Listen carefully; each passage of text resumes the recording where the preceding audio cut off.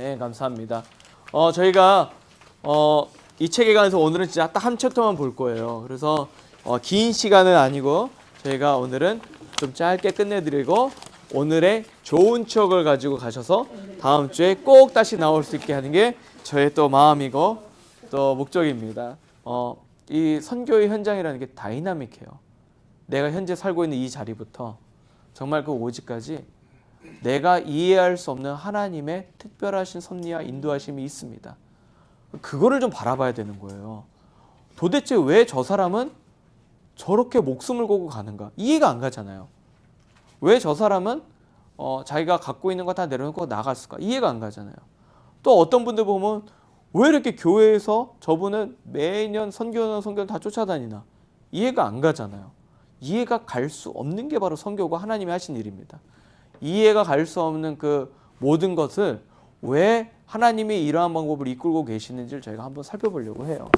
그렇기 때문에 나의 삶의 현장이 어디든지 하나님께서 주관하고 계시고 역사하심을 기본으로 하면서 우리가 좀 시작을 하려고 합니다. 참고로 말씀을 드리면요, 제가 올 초에 저 선교 그 수요 성경 말씀할 때는 여기 있는 내용이 들어간 것도 있고 대부분 빠져 있어요. 왜냐하면 제가 좀 내용을 바꿔서 했거든요. 왜냐하면 거기는 제너럴하게 우리 교회 성도님들을 향해서 한 것이고 여기는 좀 더 디테일하게 되어 있습니다. 근데 이제 제가 말씀드리고자 하는 건 뭐냐면 여기 미션 익스포저라는 이 책인데 이 책이 최근 책이 아니에요. 사실은요. 꽤 됐습니다. 꽤 됐는데 이 책에 모태가 된 책이 있어요. 미션 퍼스펙티브라는 책이 있습니다. 그 책은 두께가 이렇게 두꺼워요. 두껍고 저도 예전에 선교 훈련할 때 그 책을 했는데 매일 졸았어요. 영어도 안 되는데 읽었던 것도 문제였고 너무너무 두껍고 내용이 방대해가지고 감당이 안 되더라고요.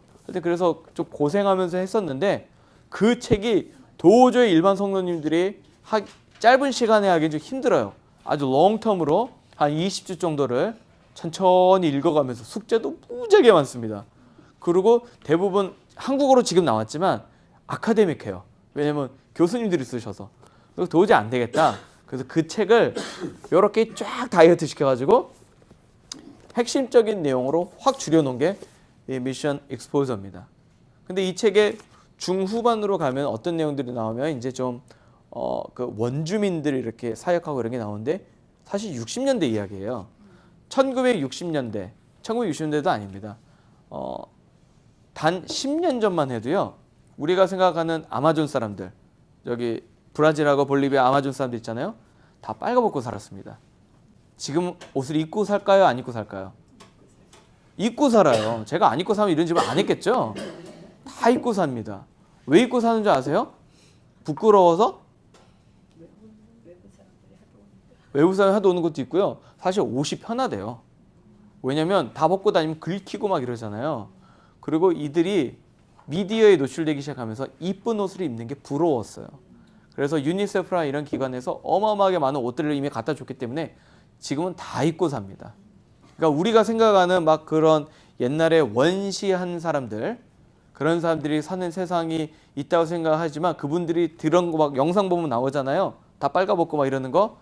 그 옆에 핸드폰 들고 있는 것도 있어요. 진짜로 그렇습니다.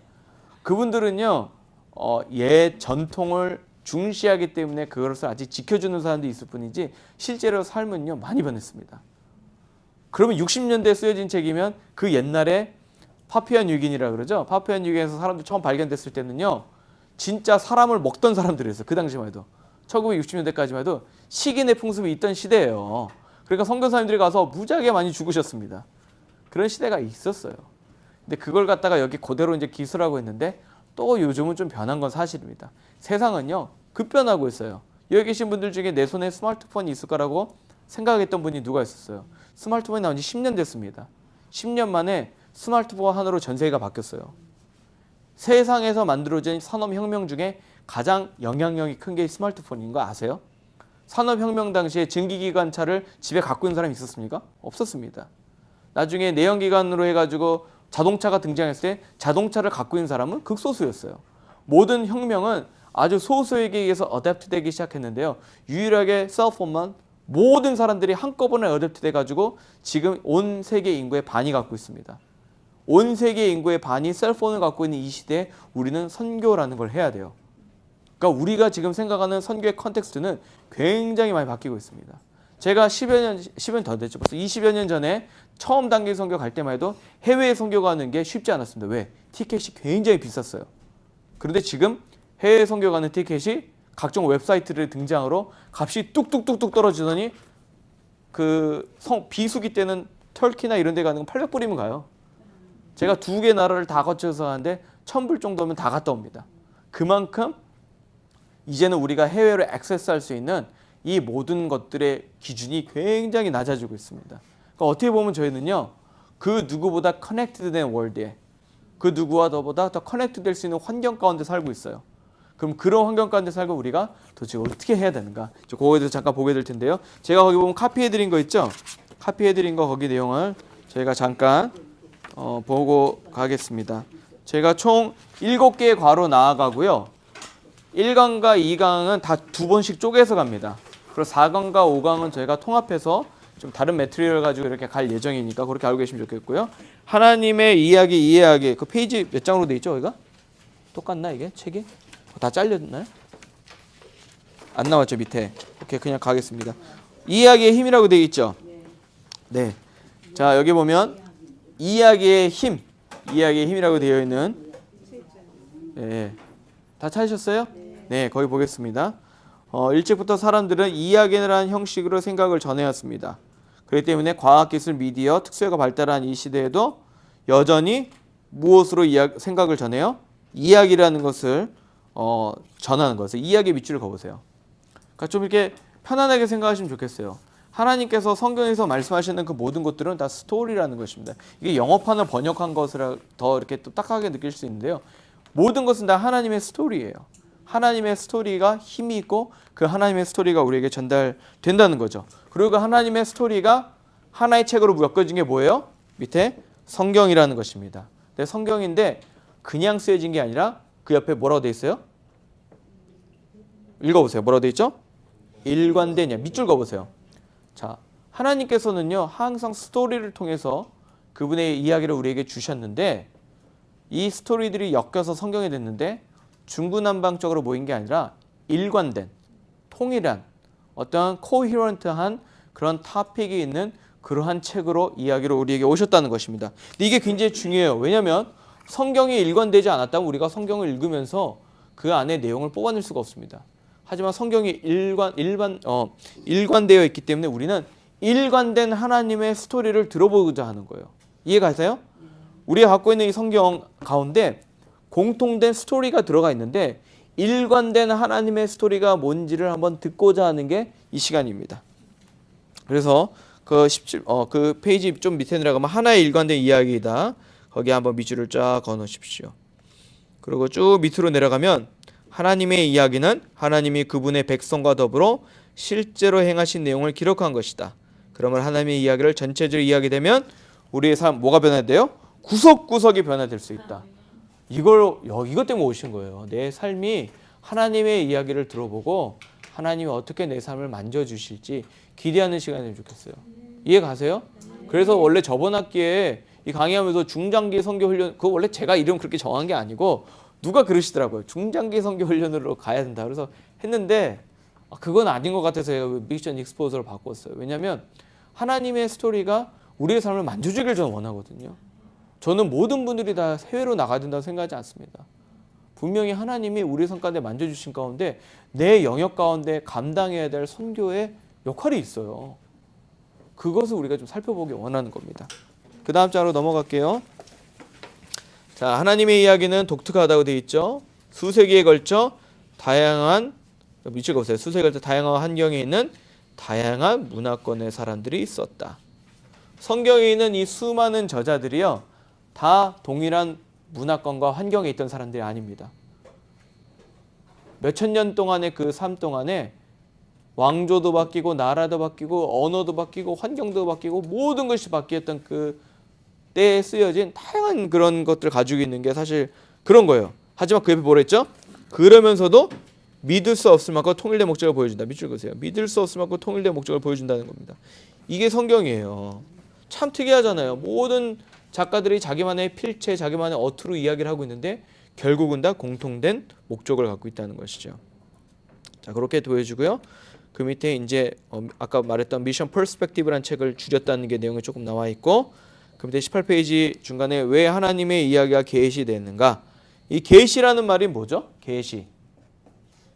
계시는 뭘까요? 보여주는 거. 역시 우리 그 권사님들이 이런 거 아주 빠르세요. 특별히 저처럼 한자 모르는 사람들은 이런 단어 나오면 되게 애매한데, 계시 드러내서 보여주는 거잖아요. 하나님께서 무엇인가를 드러내서 보여주고 계시는 거죠. 그리고 드러내서 보여주시는 걸 연구하는 게 사실 신학이거든요. 그래서 계시되는 거, 하나님의 성경을 통해서 무엇인가를 프로젝트, 그렇죠? 뭔가 비춰주고 계시는데 이게 무엇인가? 하나님은 특별히 무엇을 보여주셨는가? 자신을 드러내셨어요. 성경은요, 누구에 관한 스토리예요? 결국은 예수님, 하나님에 관한 스토리예요. 하나님의 스토리입니다. 그렇죠? 하나님의 스토리이기 때문에 우리는 이것을 뭐라고 부르냐? God's story가 되잖아요. 그분의 이야기니까 뭐가 돼요? 하나님 His story가 되죠. 그건 뭐예요? 결국 줄이면 His story가 되는 거예요. 성경은요, 하나님의 히스토리, 온 세상의 히스토리가 다 성경에 들어가 있습니다. 왜? 성경은 하나님의 이야기로 다 꽉꽉꽉 차 있기 때문입니다. 그래서 그 하나님의 이야기에 되는 그 성경을 우리가 이제 보게 될 것입니다. 그럼 이제 여기서 맨 밑에 보면 우리가 이제 배울 첫 과에서 배울 게 뭐냐면, 첫째, 같이 읽어볼까요? 그것을 우리가 볼 거고, 둘째, 셋째, 넷째, 다섯 번째,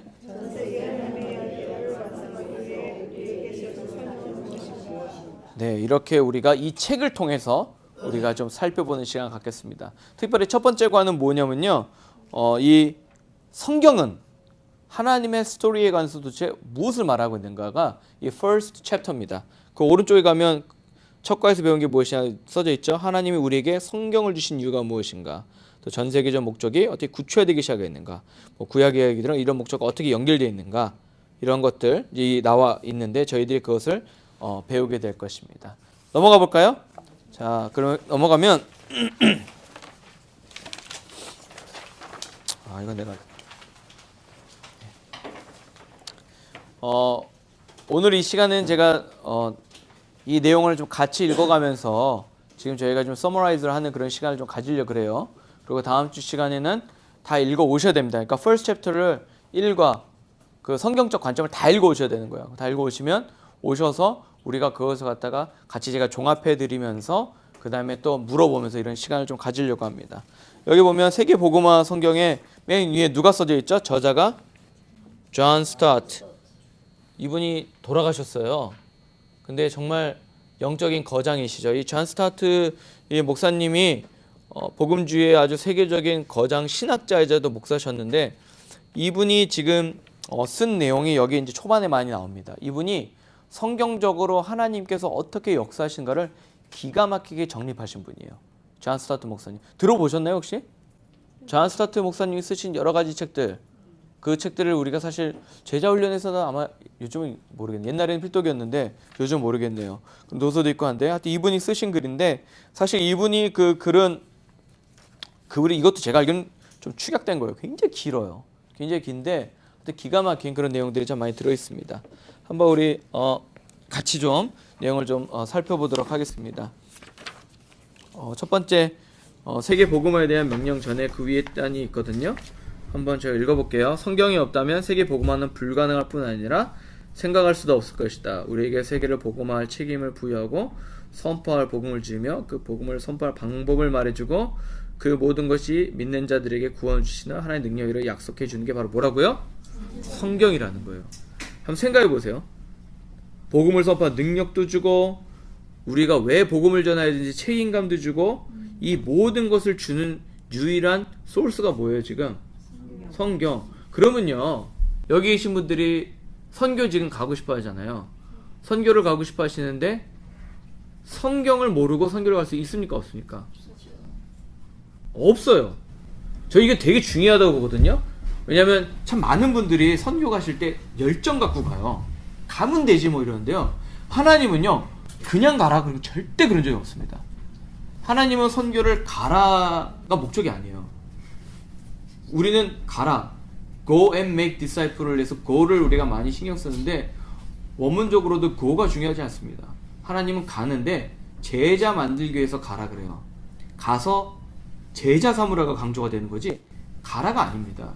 그렇기 때문에 우리가 하나님께서 우리에게 정말로 가서 왜 제자를 삼아야 되는가, 그것을 딱 가르쳐주는 이 모든 것이 바로 성경 말씀이에요. 저는요, 이 성경 훈련, 그러니까 제자 훈련 받지 않은 분들은 사실은 선교 가는데 리미테이션이 많다 생각합니다. 그런데 정말로 훈련받고 말씀에 깊이 들어가는 사람들이 선교 가는 게 맞는 거예요. 선교는 열정과 내 의지만 갖고 하는 게 아니기 때문입니다. 왜? 성경 가운데서 하나님이 말씀하시는 선교를 알아야지만 온전하게 전할 수 있어요. 그래서 저는 성경을 무지무지하게 강조합니다. 굉장히 강조해요. 성경을 모르면요, 선교 자체가 성립이 안 됩니다. 성경 말씀을 모르면요, 우리가 하고 있다는 이 모든 사역이 무의미해집니다. 그래도 이 성경이 너무나 중요해요. 그렇기 때문에 맨 밑에 그 단문의 밑에 지르되면 성경이 세계복음의 필수 불가결한 조건이 된다라고 돼 있죠. 그걸 쫙 밑줄 가보세요. 복음화의 필수 불가결한 조건. 말도 되게 어려워 이게. 불가결한 조건이래요. 불가결. 네, 그렇게 돼 있죠.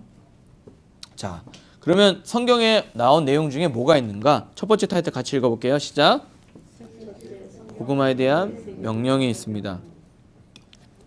자, 밑에 쭉 가면요, 다 읽기에는 좀 시간이 부족하니까 제가 다음 주까지 읽어오시는 거를 전제로 한번 해볼게요. 자, 성경은 우선 뭐하냐? 밑줄 보세요. 세계 복음화를 명령한다. 밑줄 그십시오. 자, 이 복음을 명령하는데 우리가 이 시대적인 사건이 그 밑에 나와요. 첫째 뭐냐면 우리가 사는 이 세상이 종교 광신주의, 종교 다원주의 이런 것들의 세계에 살고 있다고 하고 있습니다. 제가 펜 안 갖고 왔네. 자, 종교 다원주의 들어보셨어요? 종교 광신주의 들어보셨습니까? 종교 광신주의 현재 예가 뭘까요?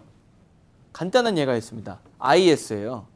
내가 믿는 것을 위해서라는 목적을, 수단과 방법을 가리지 않고 행하는 자들, IS 같은 자들이 광신주의자들입니다. 이들은요, 남을 케어하지 않아요. 오직 내 목적만 가지고 하는 광신주의들은 남의 말 듣지도 않습니다. 그리고 특별히 IS나 이런 사람들이 많은 부분에 있어서 성경적인 것을 따와서 자기들이 믿고 있죠. 이게 광신주의 한 예입니다. 종교 다원주의는 뭘까요? 다 상관없다는 거예요. 너 왜 굳이 선교지가니? 야, 걔네들 믿고 있는 게 좋은 게 있는데 왜 가서 네가 특별히 강요를 해? 뭘 믿든지 다 잘 믿으면 되는 거 아니야? 이게 정확하게 종교 다원주의예요. 무슨 말이냐면 세상의 모든 종교는 다 똑같다는 겁니다. 동일하다는 것이죠. 이름만 다를 뿐이지 같은 그러니까 동일한 목적을 갖고 있다라는 그러한 말, 그런 것들이 종교 다원주의예요. 이 종교 다원주의는요, 특별히 미국에 굉장히 뿌리 있게 박혀 있습니다. 미국뿐만 유럽도 그렇죠. 특별히 누구들한테 뿌리 있게 박혀 있는가? 지성인들. 저도 뭐 미국서 학교를 다녔지만 대학교 가면요, 뭐 우리가 배우는 anthropology 클래스라든가 뭐 philosophy 101이나 이런 클래스에서 굉장히 많이 강조하는 게 다원주의예요. 너도 맞고 나도 맞고 니도 맞고 틀린 게 없어요. 다 맞다는 겁니다. 그럼 이런 것들이 가득 찬 이런 세상 가운데 종교 다원주의를 쫙 찼어요. 우리 애들은 그런 학교를 다니고 그런 세상 살잖아요. 애가 학교에서 이제 가요. 그러면 썬데이에 이제 교회 가고 싶을 거 아니에요. I'm gonna go church. 그러면 애들이 what? 이러면서 there's another things that we can do together. 뭐 이거 all same thing. 이러면 이제 애들이 헷갈리기 시작하는 거야. 그러니까 성경 말씀을 정확하게 모르면 종교 다원주의적인 여러 가지 이런 세상 가운데 내가 뭘 믿는지 클레임할 수도 없습니다. 무슨 말인지 아시겠어요? 지금 여기서 다 뭐 여기 전도 폭발하신 분도 계시지만 우리가 막 내가 열심히 믿고 하고자 하는 게 있는데 사람들이 질문하잖아요. 왜 너는 이기적으로 너만 맞다 그러니? 그런 말을 할 때 싸우지 않고 감정을 회피하는 게 아니라 내가 믿고 있는 제대로 된 진리를 갖다가 전달해 주는 것, 그게 바로 선교이자 전도입니다. 그렇기 때문에 정확하게 세계 복음화에 대한 하나님의 성경 말씀을 잘 모르고 있으면 요즘 같은 시대에는요, 대화조차 할 수가 없는 게 사실이에요. 그럴 때 그냥 믿어. 믿으면 돼. 그냥 무조건 믿어. 그냥 이거 묻지 말고 믿어. 뭘 믿으라고? 교회 나오면 돼. 나오면 알게 돼. 이런 거는요, 요즘처럼 이런 시대에 잘 컨빈싱이 안 돼요. 정확하게 우리가 무엇을 알고 어떤 것들을 해야 되는지, 이 시대 가운데 우리가 무엇을 해야 될지 알아야 됩니다. 그렇기 때문에 이렇게 광신주의 또는 무관심주의 또 다원주의가 이런 만연하는 시대에는 우리는 분명히 성경을 알아야 된다는 거예요. 그래서 21페이지 위에 보면 이런 반대에 맞서서 우리는 성경이 무엇을 명명하고 있는지를 분명히 깨달아야 된다. 찾으셨어요? 오른쪽 세 번째 문단 첫 번째 줄 밑줄 쫙 꺼주세요. 성경이 무엇을 명령하고 있는지를 깨닫지 못하면 나가서 말조차 할 수 없습니다. 그리고 또 연결돼서 선교에 대한 명령은 성경 전체의 계시이기도 하다. 한번 쭉 밑줄 가보세요. 자, 아까 계시 이야기했죠? 프로젝션 하는 거예요. 하나님 보여주시는데 선교에 대한 명령 자체가 어디에 메인 팀이에요? 성경이라는 거예요. 성경 전체에 선교에 대한 이야기들이 프로젝션 되고 있다는 거. 이건 제가 좀 이따가 이제 살펴볼 거예요. 자, 그 내용 중에 예를 드리는 게 뭐냐면 바로 아브라함입니다. 사실 아브라함에 대한 얘기는 넥스트 챕터에 또 나와요. 자, 아브라함은요 4,000년 전에 하나님은 아브라함 불러 그와 뭐를 맺으셨다고요? 언약. 동그라미 쳐보세요. 언약을 맺으셨어요. 그 언약을 맺으시고 그 밑에 줄에 밑줄 겁니다. 그의 자손들을 통해서 땅의 모든 족속들을 복 동그라미 치시고 주겠다고 약속 동그라미 치시고 그 앞에 땅의 모든 족속들 밑줄 동그라미 치세요. 자, 언약을 맺으셨는데 커버넌트를 맺으셨는데 모든 족속이 복을 받는다고 약속한 그 언약을 맺어주셨다는 거예요. 이것이 바로 지금 창세기를 말하고 있는 거잖아요. 창세기 12장에 나온 이 하나님의 말씀이 앞으로의 하나님의 모든 언약의 말씀을 하나하나 비추게 되는 이 프로젝션의 아주 시초가 됩니다. 그러니까 이게 굉장히 중요해요. 그러다 보니까 그 옆에 창세기 12장 1절 4절 밑줄 별별 쫙 쳐놓으세요. 이게 시작점이 됩니다. 물론 그 전에 어떻게 될 것이라는 원시복음도 있긴 했지만 근본적으로 온 열방이 복받게 되는 하나님의 스토리는 여기서부터 시작됩니다. 그럼 이제 나중에 또 이야기하게 되겠지만 제가 잠깐 이야기하고 복. 한국 사회가 요즘에 복 그러면요 되게 알러지 반응을 일으켜요. 막 교회에서 복 그러면 무슨 복 받고 돈 받고 막 이런 무슨 교회가 무슨 돈 내고 돈 먹고 하는 장소가 아닌데 교회에 대한 이미지를 이상하게 굳혀놔가지고 교회 복 받으러 간다 이런 이야기 들으면 무슨 아주 그냥 상스러운 막 그런 것들로 교회를 치부하고 막 이런 경우 너무 많습니다. 근데 하나님이 말씀하시는 복이요 단순히 물질적인 복은 진짜 바닥인 거예요. 하나님 주실 수 있어요. 온 세계 만물을 다 가진 주님께서 여러분들에게 물질 못 주시겠습니까? 저한테는 아직 안 주시더라고요. 그런데 못 주시는 게 아니라 제가 필요 없으니까 안 주시는 거예요. 아시는 거죠. 제가 금덩어리에 둘러싸여 있으면 여기 이러고 있겠습니까? 이 새벽 이 시간에 다 같이? 하나님은 아시는 거예요. 하나님은 우리에게 가장 중요한 거기 때문에 돈의 복을 안 주시는 것뿐입니다. 근데 우리에게 어떤 복을 주셨나? 생명의 구원의 복. 이 복은요 생명의 구원의 복이요. 제가 이걸 다시 한번 명확하게 하고 가는 이유가 그겁니다. 왜냐면요 하나님께서 복을 주시겠다 그러고 성경 전체에 하나님의 복을 프로젝션하면서 보여주는 이 복은요 결국은 사람을 살리는 거예요. 사람 살리겠다는 겁니다. 여기 계신 모든 분들 이 세상에 몇 년 사실 것 같으세요? 제가 볼 때 김경장 권사님 40년 사실 것 같긴 한데 저분이 80이라는 게 믿겨지지가 않죠. 건강하신데 저희가 여기 계신 분들이 아무리 오래 살아도 7, 80년 더 사시는 겁니다. 그렇잖아요. 이 7, 80년 삶 후에 뭐가 있습니까? 뭐가 있어요? 죽음입니까? 우리의 이 삶이 끝날지 모르지만 우리는 부활의 소망을 가진 하나님이 마련해놓은 그 천국이 우리에게 기다리고 있잖아요. 생명을 주고 영생을 주시는 그 하나님의 복을 모른다면 이 세상에 얼마나 소망이 없습니까? 그것이 복이에요. 복. 그 복을 프로젝션 창세기 12장부터 하고 있다는 것입니다. 근데 이것이요 그냥 아브라함 너만 누려가 아니에요. 너만 누려가 아니에요. 너만 누리면 우리가 지금 여기 왜 있어요? 아브라함 혼자 다 누리지. 지금 뭐라 그래요? 자손. 감사합니다. 자손들은 다 받는데요. 자손들은 다 받는데 그 옆에 보면 그 밑에 줄 보면 이렇게 돼 있어요. 아브라함의 자손. 그를 통해 열방이 복을 받고 있다. 이건 누구냐면 아브라함 자손은 그리스도와 그의 백성을 가리키는 밑줄 그으세요. 하나님께서요. 아브라함 너를 통해서 너의 모든 자손 네 새끼들이 다 복을 받을 거라 말씀하시는데 이게 혈육적인 자손이 아니라는 거예요. 실질적으로 이스라엘 그 시대도요. 내 자손이 되는 거는요. 내 뱃속으로 난 새끼가 아니라도 자손이 되는 거 아시죠? 그 당시에는요. 입양하면 자손이에요. 내가 안 낳아도요. 데리고 와서 키우면 내 자식이 됩니다. 그런 시대였어요. 하나님은 그때부터 이런 모든 것들을 보여주시기 위해서 그렇게 만들어 놓은 거 아니셨겠어요? 여기서 자손 뭐냐면 우리 주 예수 그리스도를 주로 믿는 모든 자들은 다 뭐가 돼요? 영적인 자녀가 되는 거잖아요.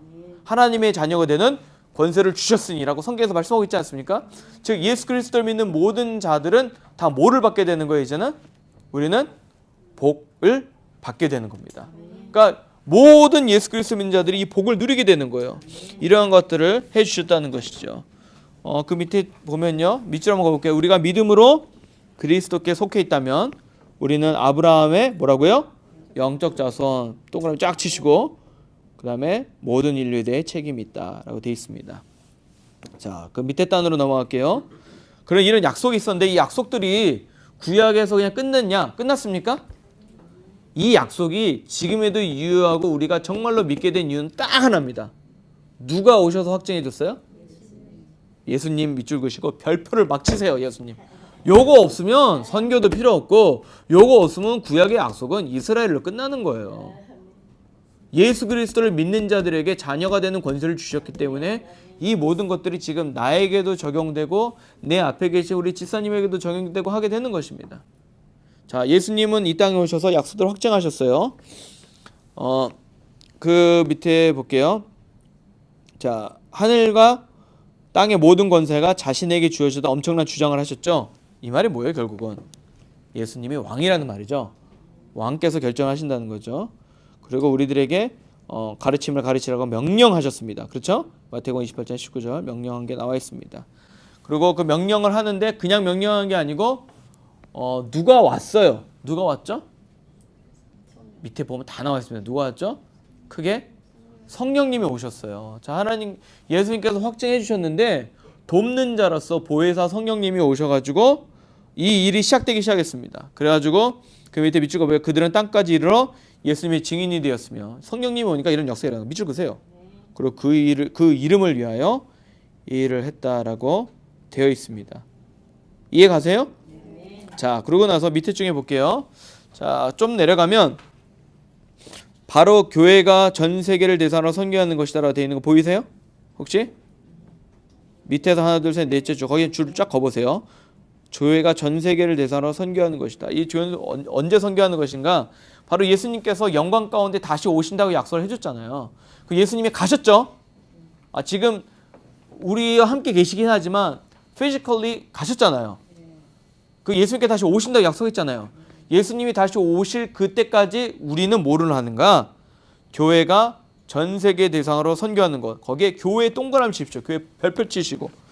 중요해요. 이거 자꾸 일어나게 되는데 무지무지하게 중요한 거예요 이게. 이거 오늘 이러다가 오늘 못 끝나겠다. 간 데까지 하고 다음 시간에 계속 컨티뉴 하겠습니다. 굉장히 중요한 거예요. 자, 예수님께서는요 가시고 다시 오실 그 사이에 태스크를 주셨어요. 전 세계를 대상으로 선교하라. 이 복을 유통을 하는 거잖아요. 복을 알리라. 근데 이 복을 알리라 하는데 이 명령을 준 대상이 있습니다. 이 대상이 누구라고요? 다시 누구라고요? 교회. 다시 같이 말해보죠. 누구라고요? 교회. 이게 너무나 중요해요. 하나님은요 개개인에게 어떠한 사명을 주셔서 일을 하시게 하잖아요. 그런데 더 중요한 건 뭐냐면 하나님은 선교의 사명은 교회에 주셨습니다. 교회. 선교는요 베델하님 교회가 같이 하는 거예요. 자, 베델하님 교회는 뭐냐? 건물이 아니잖아요. 베델하님 교회라는 것은 무엇이냐면 베델하님 교회는 모든 가치 있는 권속들을 한 명 한 명 한 명이 모이면 뭐가 돼요? 교회가 됩니다. 그걸 무형교회라 그러잖아요.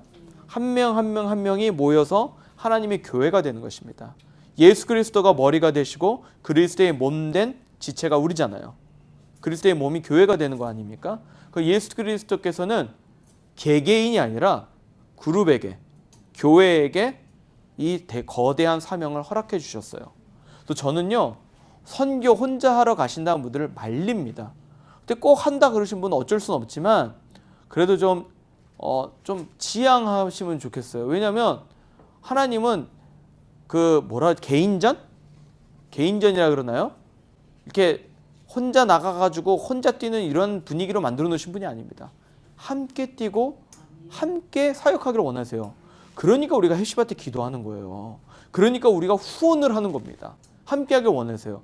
우리를 대표해갖고 한 명이 해외에 나가 있으면 그분들의 손과 발이 되기 위해서 우리가 물질도 모으고 기도도 하고 단기 선교도 나가고 하는 이 모든 협력이 교회가 하는 것이기 때문에 하는 것입니다. 이해 가세요? 근데 우리들은요 굉장히 개인주의적인 삶에 살고 있습니다. 개인주의적일 수밖에 없죠. 밥 먹을 때도 앉아갖고 다 핸드폰 꺼내고 뭐 보고 있는 이런 시대 아니에요. 다 나만의 것, 나만의 스토리, 나만의 것들을 원하고 내 것을 터치하는 걸 싫어하는 개인주의적인 사회에 살고 있어요. 그러다 보니까 선교도 갑시다. 저는 혼자 하고 있습니다. 저는 제가 따로 하는 게 있습니다. 이러한 모든 것들이 사실은 위험한 거예요. 왜냐 하나님께서는 개개인이 아니라 어떻게 하라고 원하셨어요? 교회가 함께 선교하기를 원하셨다는 것입니다. 저는 우리 여기 모이는 우리 익스포저 우리 팀이요 이런 몇 가지를 좀 아시면 좋겠어요. 제가 지금 굉장히 저도 목 아파요. 오늘 새벽부터 설교하고 지금 목이 아픈데 그래도 목이 터져라고 지금 이야기하는 게 뭐예요? 성경을 모르고는 선교 못 간다는 거. 저는 열정으로 밖으로 나가는 것보다 더 중요한 게 뭐냐? 하나님이 성경 가운데 말씀하고 계시는 이 메인 프로젝션 하시는 이 팀을 알기 원하는 거예요. 그게 복인데 세상이 말하는 복이 아니잖아요. 영혼을 구원하는 복, 나를 구원하는 복, 사람을 살리는 그 굿뉴스잖아요. 그 복음이 나가는데 이 일을 누가 같이 하라고요? 교회가 같이 하는데 누가 뒤에서 밀고 있습니까? 성령 하나님께서. 픽처가 보이세요? 여기 계신 모든 분들이 베델 하나님 교회입니다. 그래서 저는요 팀이 나가는 기도할 때 항상 이렇게 기도해요. 하나님 베델이 나아갑니다. 맞아요. 저는 제2국 팀이 나갑니다 이런 말 안 해요. 저는 남아공 팀이 왜 남아공 팀이 아니에요. 베델이 나아가는 거예요.